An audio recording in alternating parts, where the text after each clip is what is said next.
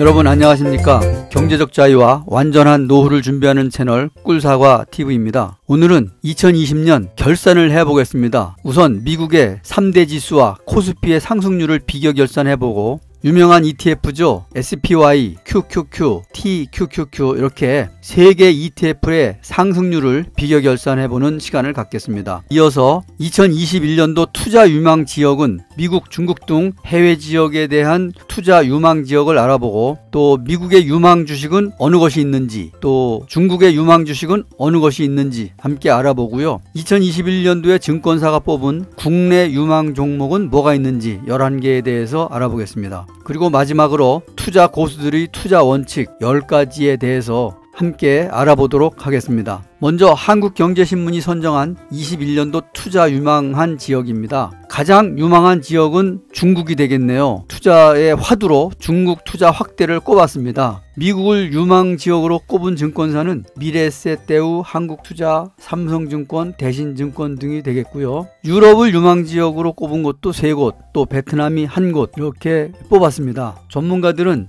중국의 소비재 업종을 핵심 투자처로 지목을 했는데요. 중국은 코로나19의 진원지지만 강력한 국가 통제를 기반으로 지난해 세계 주요국 가운데 가장 탄탄한 경제 성장을 이뤄냈죠. 올해는 중국 정부의 강력한 경기 부양책이 예고되고 있어서 내수시장에서 높은 점유율을 유지하고 있는 기업에 관심을 가져야 한다는 의견입니다. 다음은 한국경제신문이 선정한 금년도 미국 유망 주식을 보겠습니다. 캐터필러가 있죠. 이 포크레인 같은 거 이런 기업인데요. 캐터필러, 아마존, 페이팔, 알파벳, 닉스트라 에너지, 디어, 홈디포 이렇게 7개를 뽑았고요. 가장 주목해야 할 업종으로는 신재생 에너지 분야가 가장 유망하고요. 그 다음에 인터넷 소프트웨어, 산업재, 경기소비재, 통신 및 통신장비, 헬스케어, 항공산업 등을 뽑았습니다. 다음은 금년도 중국 유망 주식입니다. 역시 가장 주목해야 할 업종 역시 신재생에너지가 제일 많고요. IT 기술주, 경기소비재, 헬스케어, 또 자유소비재, 전기차, 농업 분야가 되겠고요. 유망한 중국 주식 7개는요. 메이디그룹, 작년에 약 60% 정도 상승을 했었죠. 메이디그룹이. 그 다음에 바이두, 베이팡화창, 또 이노벤트, 진코솔라, 싸니중공업, 니오 이렇게 뽑았네요. 역시 신재생 에너지 분야가 미국과 중국이 1위를 차지하고 있다는 걸 볼 수 있습니다. 다음은 2021년도 1분기의 시장의 영향 변수를 보겠습니다. 가장 많은 시장 영향 변수는 역시 코로나 백신과 치료제죠. 28%를 차지했고요. 그 다음에 환율 문제, 현재 중국의 그 위안화와 한국의 원화가 계속 가치가 상승을 하고 있죠. 그래서 환율 문제, 그 다음에 유동성 축소 문제, 아직은 뭐 유동성 축소는 아직 얘기는 안 나오고 있습니다만은 유동성 축소 문제, 코로나 재확산 문제. 오늘도 지금 미국 유럽 쪽에는 확산이 계속되고 있지만 우리나라도 약 1000명대를 오르내리고 있죠. 오늘은 1000명대 이하로 내려갔습니다만은 앞으로 1월, 2월 재확산이 될지 이것도 좀 지켜봐야 되겠고요. 그 다음에 5번째는 반도체 업황, 또 미중 무역 갈등, 트럼프 대선 불복. 이거 대선 불복 이제는 거의 물 건너갔다고 보면 되겠죠. 1월 20일이면은 이제 20일도 안 남았습니다. 조 바이든 대통령이 취임식을 하는 날이 1월 20일이죠. 그 다음에 국내 경기, 기타 이렇게 응답을 했습니다. 다음은 증권사가 뽑은 금년도 유망 종목 11개가 되겠습니다. 우리 국내 주식인데요. 삼성전자가 역시 1등이네요. 10개 증권사에서 뽑았는데요. D램 업황 턴어라운드가 되겠네요. 두 번째는 삼성 SDI, 전기차 시장 성장, 공장 증설 효과. 세 번째는 카카오가 되겠습니다. 신규 사업 성장 본격화. 그 다음에 네이버 글로벌 시장 진출. 또 SK 하이닉스는 D램 업황 턴어라운드. 현대차가 미래 사업 역량 확보 순항, NC소프트 신작 효과로 실적 개선, 그 다음에 롯데케미칼이 공급 증가세는 둔하지만 전방 수요는 증가하고 있다는 내용이고요. 포스코는 글로벌 경기 회복 가속화, LG화학 전기차 수요 증가와 공장 증설 효과, 하나솔루션은 태양광 시장 확대, 기술력 우위 유지가 되겠습니다. 그렇게 해서 11개 유망 종목을 뽑았습니다. 다음은 주식 투자 고수들의 투자 원칙 10가지가 되겠는데요. 신영증권의 김학균 리서치센터장, 또 스마트인컴의 대표인 박영옥 대표님, 빌리언 폴드 자산운용의 안형진 대표, 또 메리츠 자산운용의 졸리 대표, 최광욱 JNJ 자산운용의 대표, 이렇게 5분이 주식 고수들의 투자 원칙 10가지를 뽑았습니다. 먼저 주식 투자의 본질은 기업에 대한 투자다.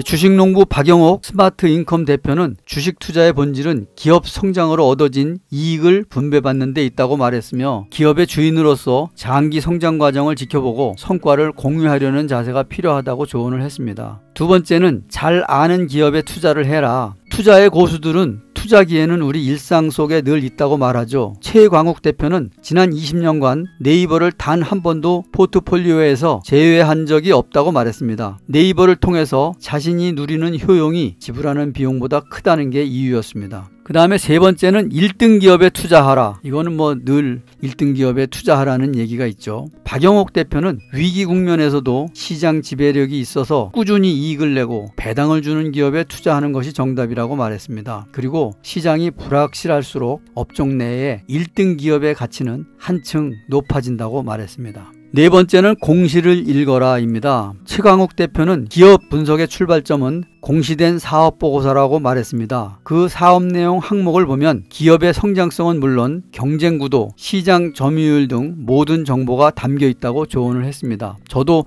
공시를 잘 읽지는 않고 대부분 신문 자료라든지 이런 걸 보는데 금년에는 공시를 많이 읽어서 견문을 넓히도록 하겠습니다. 다섯 번째는 시간을 견디고 이겨내라입니다. 김학균 센터장은 주식 투자를 시간을 이기고 견디는 과정으로 표현을 했습니다. 그는 자신이 매수한 주식의 가치를 당장 알아주지 않더라도 견뎌내야 이길 확률이 높아진다고 말했습니다. 존니 대표는 아예 주식을 산 뒤 노후 대비용이라고 생각하고 장기간 묻어두라고 보냈습니다. 여섯 번째는 분산 투자와 분할 매수를 해라입니다. 안영진 대표는 해당 종목에 투자할 금액이 정해져 있다면 한 번에 사지 말고 반드시 분할 매수를 하라고 충고를 했습니다. 분할로 사게 되면 리스크를 크게 줄일 수 있기 때문이죠. 사람들은 미래를 예측하는 과정에서 오류를 일으킬 수 있기 때문에 반드시 여러 종목과 자산군의 분산 투자를 해야 한다고 강조를 했습니다. 일곱 번째는 빚내서 투자하지 마라입니다. 존니 대표가 말을 했는데요. 절대로 빚을 내서 주식 투자하지 말라고 말했습니다. 빚을 내서 하는 투자는 장기 투자가 불가능하기 때문입니다. 박영옥 대표는 주식을 담보로 돈을 빌렸다가 주가가 떨어지면 계좌는 순식간에 깡통이 된다고 경고를 했습니다.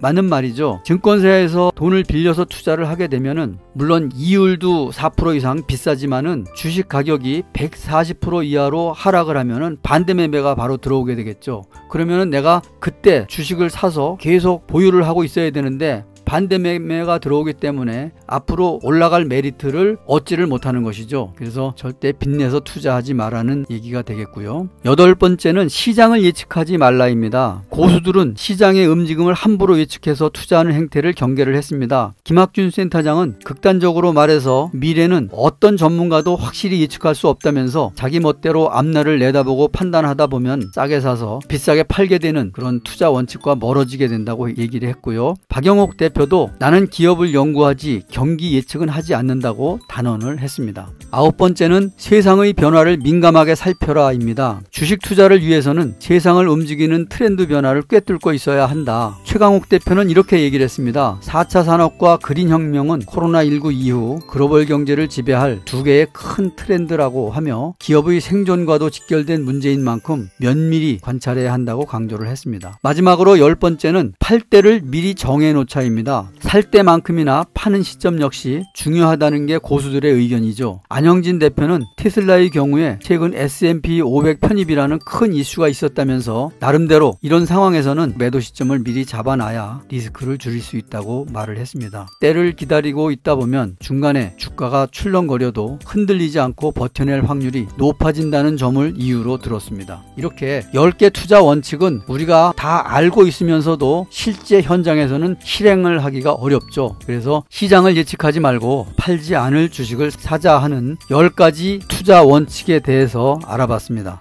다음은 제 나름대로 금년도에 예상되는 내용에 대해서 적어봤습니다. 우선 첫 번째로 미국의 증시 부양책 통과로 미국인들은 1인당 $600씩 수표로 받게 됩니다. 이게 $600면은 66만 원 정도 되겠죠, 우리 돈으로. 이것은 작년 4월처럼 증권시장으로 유입돼서 증시 가격을 올릴 수 있는 요인이 되는 것입니다. 두 번째는 미국과 유럽에서 코로나 백신 접종이 빠르게 진행되고 있어서 하반기쯤에는 실물 경기와 투자 심리, 소비 심리를 자극하여 경기가 활성화될 수 있다는 내용입니다. 그렇게 되면은 글로벌 경기 전체가 활성화가 되겠죠. 세 번째는 미국 대통령으로 1월 20일 조 바이든이 취임하면서 코로나19와 미국 내 경기 활성화, 또 실업자 축소 정책 등이 가시화될 것으로 보입니다. 네 번째는 미국의 달러가 넘치면서 완만한 환율 하락이 예상되지만 우리나라를 포함한 다른 국가들도 돈을 마구 풀고 있죠. 이렇게 넘치는 현금은 소비를 증대시켜서 성장 동력으로 작용할 수 있다는 내용입니다.